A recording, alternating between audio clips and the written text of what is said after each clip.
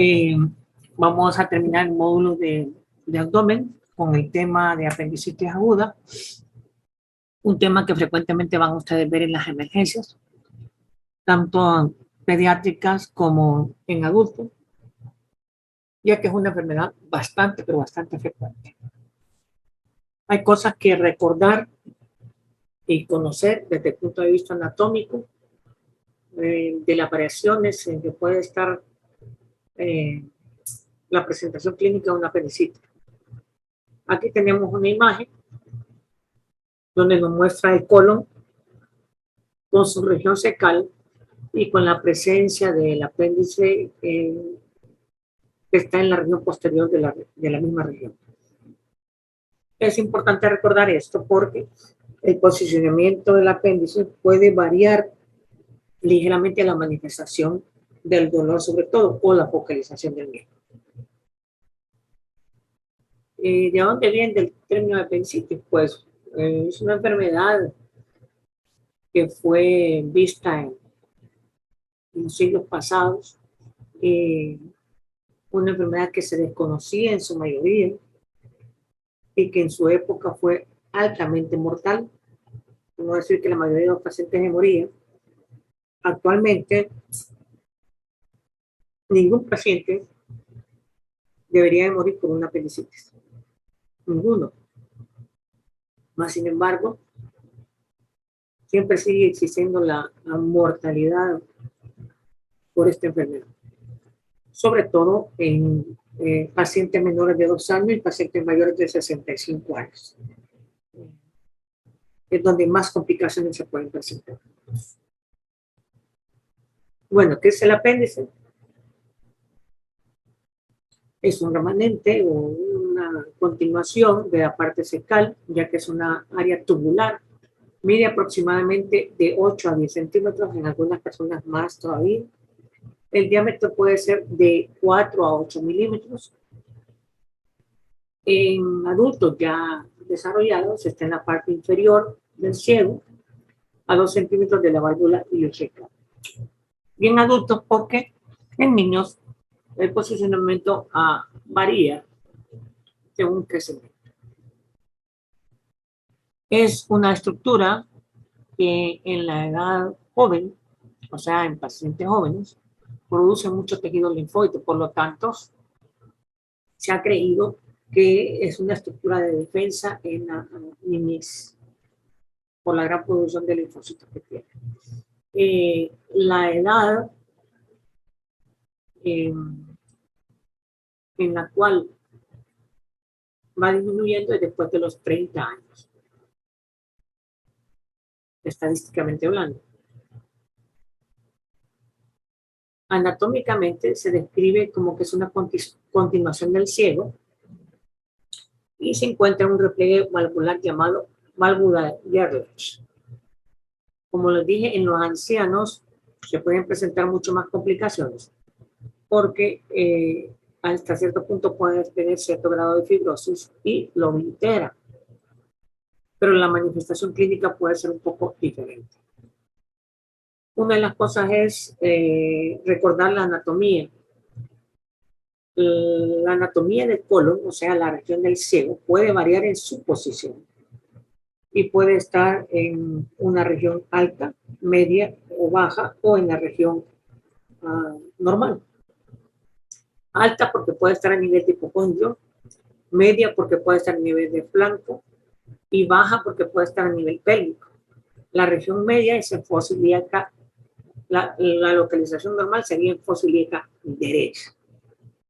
También en los casos de situs inverso, el ciego puede estar en la región contralateral, o sea, opuesta.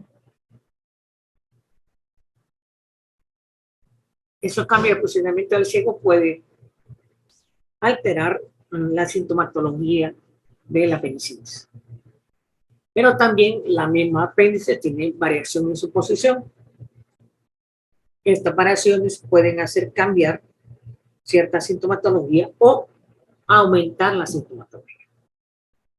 Por ejemplo, la posición del apéndice, o sea, su punta puede llegar hasta la región pélvica en un 30%. Lo más frecuente es que sea retrocecal en el 65% de los casos.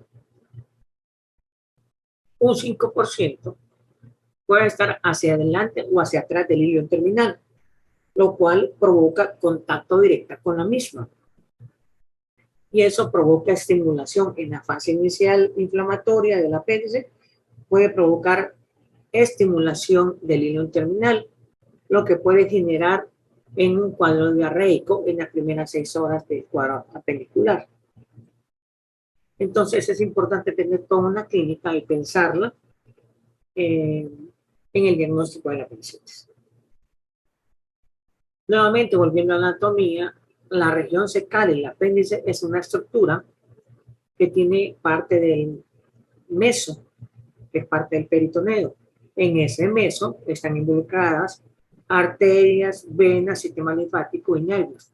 Por lo tanto, la región apendicular es altamente vascularizada, tanto para su irrigación como para su drenaje. Y sigue persistiendo la comunicación linfática. Recuerden que en tempranas edades hablábamos que era productor altamente de linfocitos. La historia de la apendicitis, bueno, se remonta a 1827 y fue escrita por un investigador llamado Melier. En 1887, otro médico, de apellido Morton, hizo la primera apendicectomía. Si ustedes, exitosa, ¿no? Si ustedes se fijan, desde 1827 a 1887, ¿cuántos muertos hubieron por esta enfermedad? Porque se desconocía, o porque no se sabía cómo manejarla, o porque habían hecho apendicectomías, pero no fueron exitosas. Hasta en esa fecha fue que eso se logró. En 1889, otro investigador, Charles McBurney, describe en la clínica cuál es el punto doloroso en donde se presenta la apendicitis. Entonces, todo el mundo hoy conoce el punto de McBurney o el signo de McBurney, que es descriptivo de un cuadro apendicular, en la mayoría de sus casos. En Perú, esta enfermedad fue muy conocida, sobre todo en la época de los virreinatos. Esta enfermedad fue más frecuente o más presentada con mayor frecuencia en la gente pobre. Se cree que porque comían muy poco, tomaban muy poca agua y se ha descubierto o se ha descrito que la poca ingesta de agua y la poca ingesta de fibra están con malas heces. Por lo tanto, las personas con estreñimiento persistente crónico tienen más posibilidades de tener apendicitis que las que tienen una defecación normal. También los pacientes con litiasis vesicular tienen mayor predisponencia de tener apendicitis. Más adelante lo vamos a ver. Este es uno de los doctores que hablaron o describieron la enfermedad mucho más explícita. Vamos a hablar un poquito de la epidemiología. La enfermedad tiene una media de presentación a los 22 años, pero está presente entre los 10 y 30 años, aunque hay veces que hay rangos en que se extienden. Por ejemplo, hemos visto apendicitis en pacientes de 87 años, como hemos visto apendicitis en pacientes de 1 año. Estos rangos son extremos, son más difíciles de diagnosticar. Realmente se llega por descarte porque es muy, muy difícil de diagnosticar. En frecuencia, el sexo masculino tiene 3 veces más frecuente de tener apendicitis que el sexo femenino. Eso es bueno. ¿Por qué? Porque es mucho más difícil diagnosticar una apendicitis en el sexo femenino que en el sexo masculino, por el montón de diagnósticos diferenciales que existen. En términos generales, se sabe que hay un 22.25% de equivocarse en una mujer a un 9.3% en un hombre. En términos generales, el error diagnóstico de la apendicitis va alrededor del 15.3%. Y eso equivale a complicaciones en un 15.3% de pacientes. Cuando se investigó la patogenia con Fitch en 1886, la diferenció de otras patologías del ciego, como la colitis inflamatoria o pseudoinflamatoria, como la enfermedad de Crohn, etcétera, que se pueden presentar y parecieran los mismos síntomas. En aquella época ellos concluyeron que definitivamente era una obstrucción de la luz del apéndice y que la causa eran los fecalitos, helmintos o cálculos biliares, porque se asocia a pacientes con antecedentes de colitectomía o colelitiasis o coledocolitiasis, el incremento de la apendicitis, porque cuando un cálculo pasa por el colédoco y pasa al intestino delgado, ese lito puede andar flotando mucho tiempo y se puede llegar a estancar a la salida del apéndice. También encontraron con ya los estudios histopatológicos que habían ulceraciones de la mucosa. Entonces empezaron a pensar que estas ulceraciones eran por causas desconocidas. No entendían las causas, ¿no? O pensaron que había una enfermedad viral ahí, o un parásito, o pensaron que había una activación linfoidea que provocaba las ulceraciones, ¿no? Porque había anticuerpos, antígenos que se precipitaban y generaban una reacción inflamatoria que provocaba eso. Con la evolución de la medicina, con la investigación, se llegó a determinar toda lo que era la fisiología o mejor dicho, la fisiopatología de la formación de la apendicitis, y es la que vamos a describir ahorita. En su historia natural, la causa de la apendicitis simple y sencillamente es un aumento de la presión intraluminal por obstrucción de la salida del apéndice. Esta es la punta del apéndice, la unión entre el apéndice y el cielo. Es un pequeño orificio, no es esfínter, pero cualquier cosa que la obstruya va a provocar una presión intraluminal. Esta presión intraluminal es la que va a generar los cambios fisiopatológicos de la apendicitis. El primer cambio es inflamación por congestión. El apéndice se hincha, se distiende por acúmulo de líquido en su interior. Este acúmulo de líquido en su interior empieza a dar las manifestaciones clínicas del dolor. Pero solo con la distensión no es suficiente para que vocalice. Entonces, por eso es que empezamos a sentir dolor con una apéndice en la región epigástrica. A medida que el proceso inflamatorio va aumentando, se va a ir focalizando hasta llegar a la fosa ilíaca derecha. La razón por la que se siente en epigástrico es por la comunicación que hay con el plexo solar que está a ese nivel y que son trayectos de fibras nerviosas que llegan hasta distribuirse en todo el abdomen. Recuerden que todas las estructuras intestinales comparten o compartieron embriológicamente un intestino primitivo. Y eso es lo que hace que la sensibilidad en el abdomen sea bien complicada y hay que estudiarla muy bien. Por eso hay que hacer semiología del dolor en abdomen. Posteriormente, cuando hay mucha congestión y el líquido se acumula en grandes cantidades, el apéndice empieza a extenderse en forma transversal. Esa distensión en forma transversal es lo que va a ir provocando la focalización, pero al mismo tiempo la distensión empieza a comprimir los vasos sanguíneos que están en la muscular y en la serosa del apéndice. Entonces empiezan a comprimir el sistema venoso. Una vez que el sistema venoso se comprime, se dilata mucho más el apéndice, provocando compresión del sistema arterial. Esta alteración del sistema arterial es lo que va a ir provocando las siguientes secuelas o las siguientes consecuencias. Cuando está congestionada por la compresión de las venas y no hay drenaje, entonces se convierte en una apéndice flemonosa. O sea, alguna gente chabacaneando, bromeando, dice un apéndice sudado. ¿verdad? Porque en cierta forma hay un trasulado a nivel de la parte externa del apéndice, del inflamado que estaba. Cuando persiste y la compresión es extrema, entonces el sistema arterial se ve comprometido. Siempre se va a ver comprometido de la área más distal, o sea, de la punta.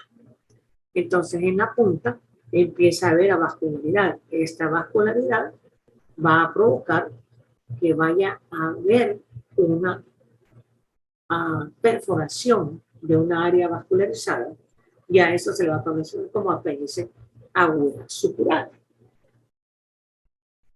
Si esta perforación no es controlada a tiempo o no es extirpada, entonces se rompe completamente y se vuelve una apéndice aguda gangrenosa. Esto ya definitivamente provoca un dolor bien focalizado y es donde empezamos a ver el rebote bien manifiesto. Una apendicitis aguda perforada ya en sí misma es una apendicitis complicada y la mortalidad aumenta exponencialmente. En esta apendicitis aguda perforada pueden haber varias formas de manejarla el cuerpo. En realidad ahí la maneja nuestro organismo y nuestro sistema digestivo. Puede provocar una peritonitis local y focal, o sea, un proceso inflamatorio focalizado. O puede diseminarse y generar una peritonitis generalizada, que es una complicación grave. O puede venir y agarrar el epiplón y envolver el proceso infeccioso y lo forma un plastrón apendicular, que normalmente este ya no es quirúrgico, porque es un tejido inflamado, un epiplón inflamado. Recuerden que es hipervascularizado. Tocar ahí es meterse a un campo de minas. La mortalidad es extrema. Entonces la mayoría de médicos la maneja con puro antibiótico y antiinflamatorio. A ver lo que pasa. El único problema con esto es que este paciente forzosamente va a generar adherencias y complicaciones tardías, que pueden ser en meses o en años. Si este plastrón de epiplón no puede controlarla, se va a necrosar y entonces va a formar accesos apendiculares. La mortalidad con un acceso apedicular crece increíblemente y vamos a ver los porcentajes. Bueno, aquí si lo ponemos en cascada, aquí vemos la fisiopatología: obstrucción de la luz, aumento de la presión intraluminal, obstrucción linfática y venosa, isquemia de la mucosa, infección bacteriana sobreagregada, perforación, y nos lleva a todas las manifestaciones. En un tiempo se pensó que el 60% era por obstrucción hiperplasia linfóide, pero hoy vemos que es multifactorial. El 40-35% por fecalitos, sí, los fecalitos pueden provocar eso, cuerpos extraños, sí. Un 1% por estenosis de tumores. Es bien raro, pero hemos visto casos de tumores del apéndice que pueden generar una apendicitis. Entonces, como vemos, la apendicitis aguda es multifactorial. Aquí tenemos una explicación de la obstrucción, de la inflamación hasta llegar a la perforación. La parte avascularizada es la que se rompe. Aquí tenemos ya un estudio en vivo. Esta es una apéndice. Miren que esta se mira bien sudadita, pero ya se mira un poco marmórea, o sea, de diferentes colores. Pero lo que llama la atención es esta imagen de aquí. Si ustedes se fijan, esa parte de ahí es amarilla, ya no es roja ni rosada, sino que es puramente amarilla y es una zona de avascularidad. Es de ahí donde se va a perforar. En otras palabras, esta apéndice fue sacada a tiempo. Miren qué gruesa está, qué distendida está, y miren el tejido adyacente cómo está de inflamado. Bueno, los síntomas son importantes en una apendicitis. El síntoma importante es la anorexia. Es universal. Todos los pacientes con apendicitis tienen anorexia. muy diferente a las otras enfermedades o otras patologías que no necesariamente no tienen anorexia. El dolor abdominal no es patognomónico o típico. Depende de muchos factores. Y el factor importante es el tiempo de evolución. No esperen que una apendicitis de 2 horas vaya a estar focalizada. A veces ni en 6 horas está focalizada. Y el dolor no es tan claro ni específico.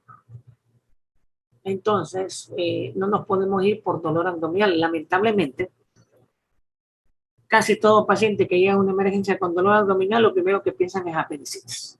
Lamentablemente, porque no es lo primero que hay que pensar. Dolor abdominal no es diagnóstico, es un síntoma o un signo. Entonces hay que tener mucho cuidado en eso. Y entender que el dolor abdominal puede ser modificado también. Otra cosa que se puede presentar, la náusea y los vómitos. La hipersensibilidad abdominal, la fiebre ligera en las primeras 6 horas. La leucocitosis, que puede estar alrededor de los 14.000 blancos.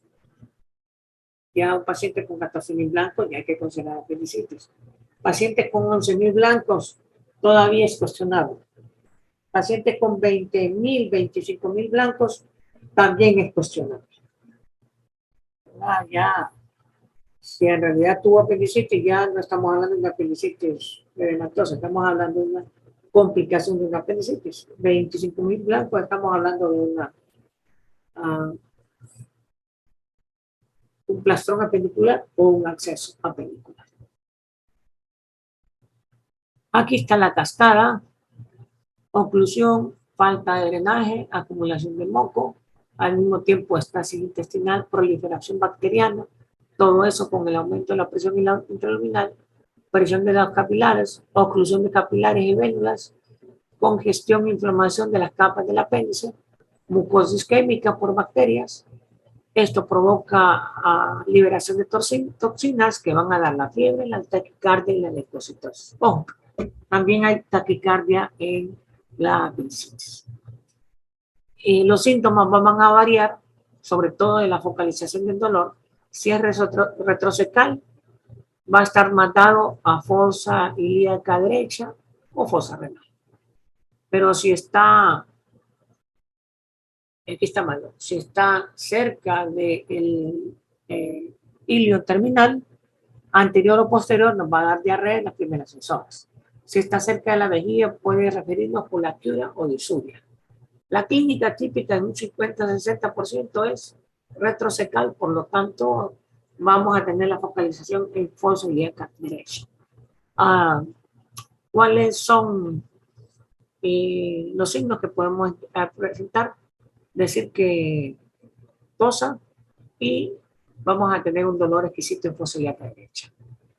Tocar con la parte posterior de los dedos, la parte de fosa ilíaca derecha, hay hipersensibilidad cutánea.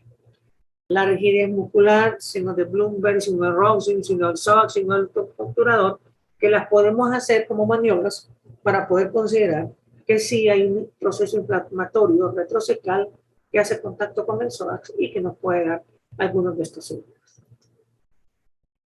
Exámenes laboratoriales hay que pedir, o deberíamos pedir un hemograma completo. El PCR y el PES no son específicos, pero sí nos dice que hay un proceso inflamatorio. ¿Para qué se pide la glucosa? No es que la glucosa nos va a determinar si es apéndice o no. La glucosa la pedimos porque no es lo mismo tratar a un paciente de apendicitis siendo diabético a no diabético. Ya de antemano ya es un paciente complicado, tanto quirúrgica como postquirúrgicamente. El boom, ¿para qué se pide la creatinina? Más por la anestesia, porque se va a excretar por riñón y va a ser un poco limitante la eliminación de esto. El examen de orina, ¿por qué se pide? Sobre todo en mujeres, porque hay infecciones urinarias, sobre todo en adultos mayores, que simulan exactamente una apendicitis. Lo único que no hay es anorexia.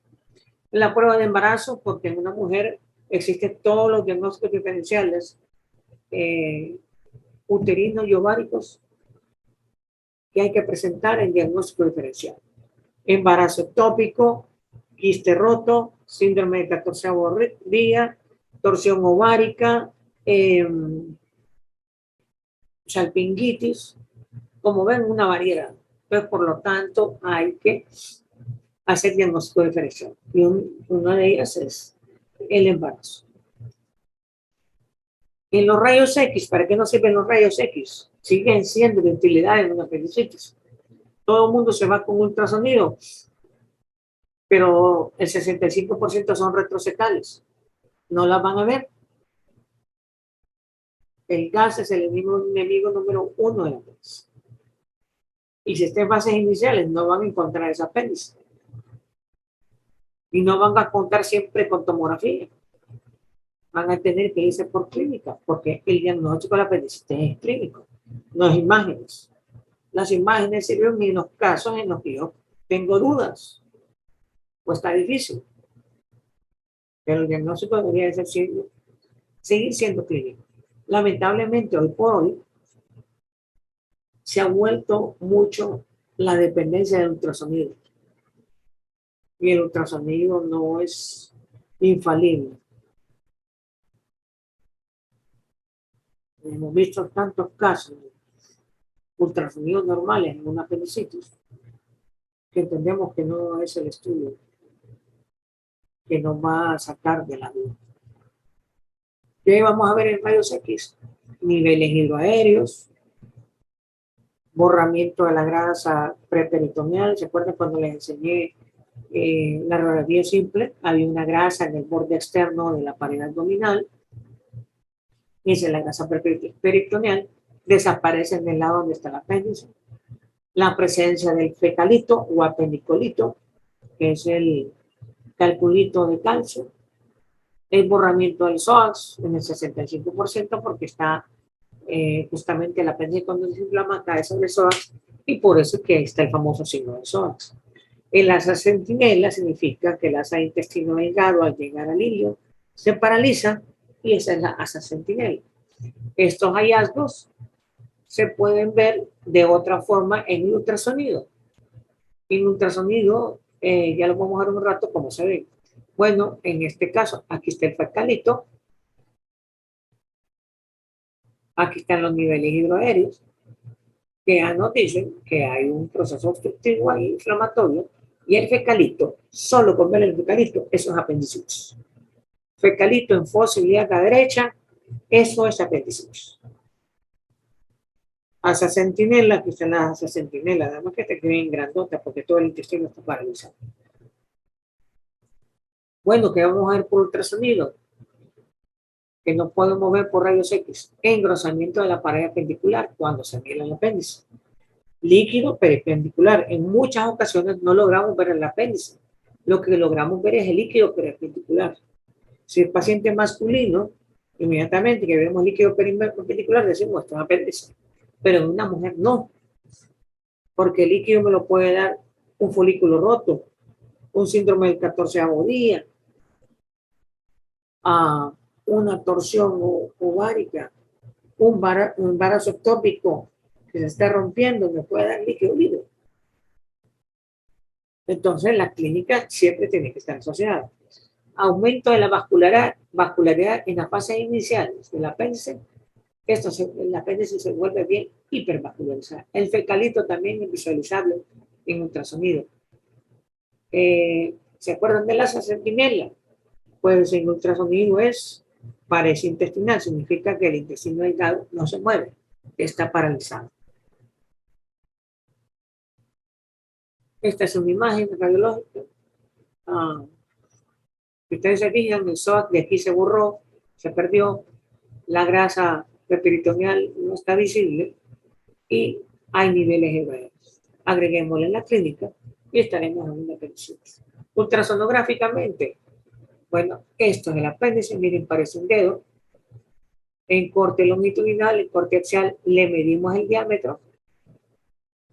Si está más de 7 milímetros, de 7 a 10 milímetros, ya esto es un apéndice. Si logramos ver líquido alrededor del mismo, es un apéndice. Si logramos ver una imagen hiperecogénica en su interior, como es esta, es el fecalito, es apéndice. También podemos simular el signo de McBurney, que lo hacemos con el dedo, lo podemos hacer con el traductor viendo el apéndice. Apretamos el apéndice, soltamos y vamos a ver el rebote. Y eso es positivo de apendicitis.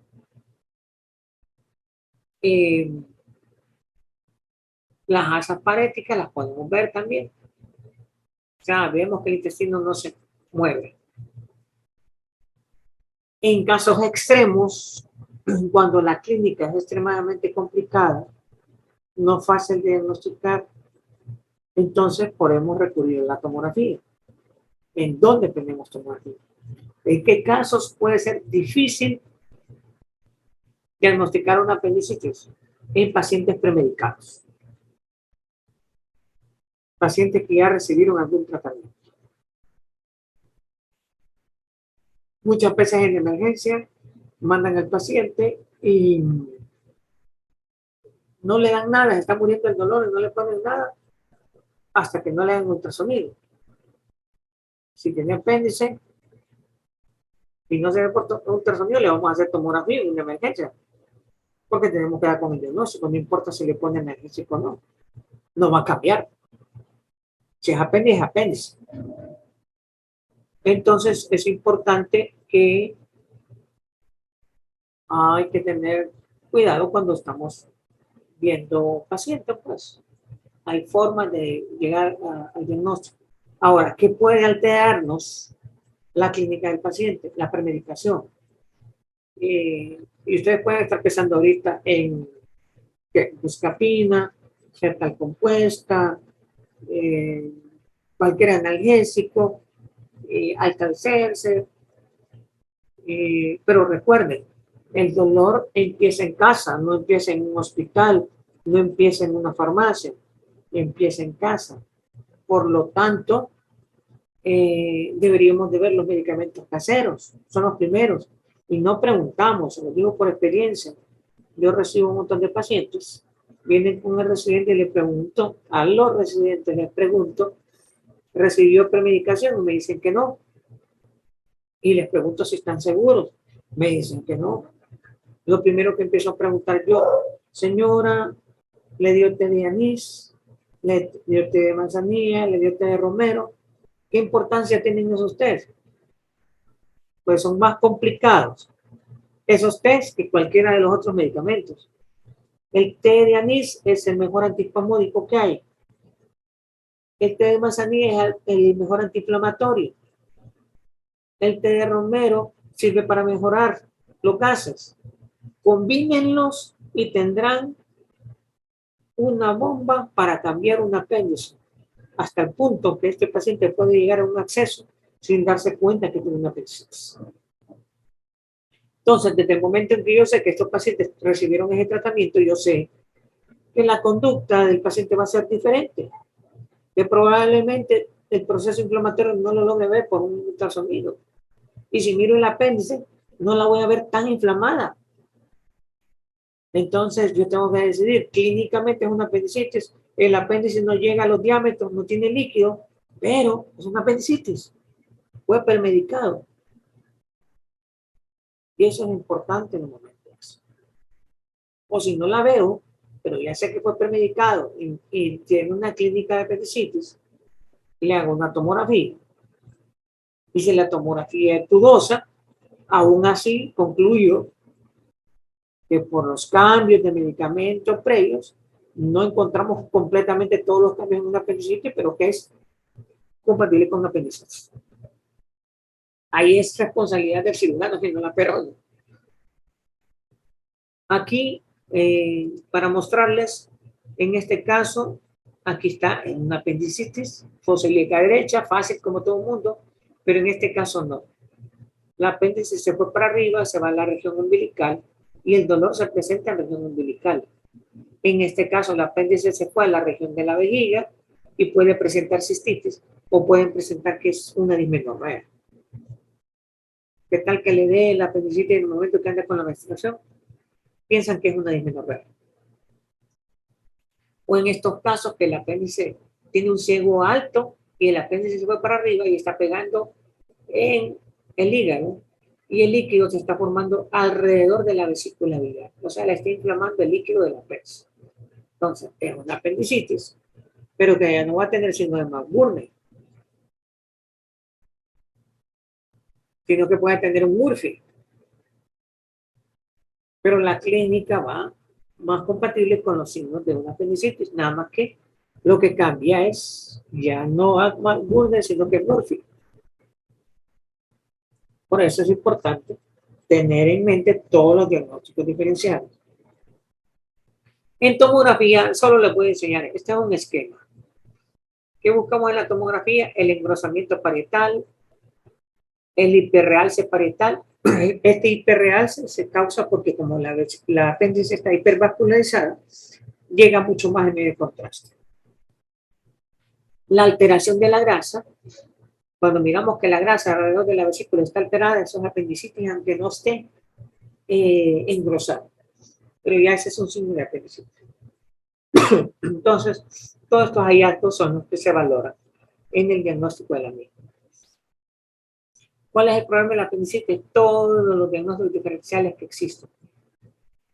Pero para eso, ustedes deben de aprender a hacer una buena semiología. Si no hacen una buena semiología, no podrán tener los diagnósticos diferenciales, ni diferenciarse en una apendicitis. El pronóstico depende de la edad y si se perforó o no. La tasa de mortalidad es del 0.1% en una apendicitis aguda. En otras palabras, en una apendicitis normal. Pero en una apendicitis perforada ya sube de 3 al 5% la mortalidad. Si es una apendicitis perforada en ancianos, sube un 15%. Pero si ya se perforó y se formó un absceso, sube un 47% la posibilidad de mortalidad. Dependiendo también de los factores coadyuvantes. Nefrópata, diabético o cirrótico.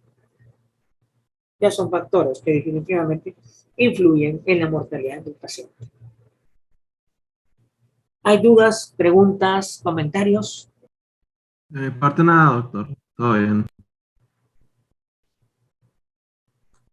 Los demás, sus demás compañeros, faltaron varios. Faltaron varios. Bueno, con esto terminamos el módulo de abdomen. De antemano, que pasen una feliz Semana Santa. Gracias. Doctor, igualmente. Buenas tardes a todos. Gracias, igual, doctor.